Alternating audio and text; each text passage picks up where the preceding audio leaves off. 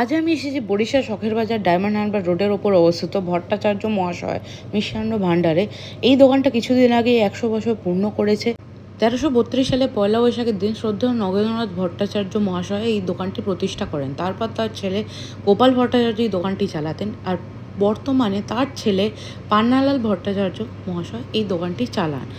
এখানে অনেক রকমের মিষ্টি আর নোনতা আইটেমের পাশাপাশিও আছে সাদা গজা, কালো গজা আর জিবে গজা, যেটা প্রায় 70-80 বছর ধরে চলে আসছে।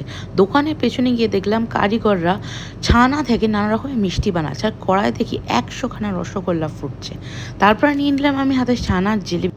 8 টাকা পিস, আর সেরা খেতে, এত নরম এত ফ্রেশ, ক্ষীরের মিষ্টি মুখে দিলেই মিলিয়ে যায়। আর নোনতার মধ্যে এনাদের সব থেকে বেশি বিক্রি হয় যেটা হচ্ছে সিঙ্গাড়া। তবে সিঙ্গারা গরম পেতে গেলে ঠিক সন্ধ্যা 6টা 6:30 নাগাদ আসতে হবে। এখানে তরকারি কচুরিটাও বেশ ভালো বিক্রি হয়, ডিসেন্ট সাইজ। আর এই কচুরি রোববার দিন কিন্তু ছোলার ডালের সাথে পাওয়া যায়, অন্যান্য দিন আলুর তরকারি দিয়ে পাওয়া যায়, আর ভেতরে থাকে ছাতুর পুরো। এই দোকানের আরেকটি বিশেষ আইটেম হলো মিষ্টির দই, যেটা 100, 200 আর 500 ভাঁড়ে পাওয়া যায়। আর এখানে ক্যাশ পেমেন্টের পাশাপাশি অনলাইন পেমেন্টেরও ব্যবস্থা আছে। তবে বরিশাল শখের বাজার এদিকে আসলেন বা আপনি এখানকার বাসিন্দা হলেন, এখান থেকে মিষ্টি খেতে ভুলবেন না। আর শর্টসটা ভালো লাগলে চ্যানেলটা সাবস্ক্রাইব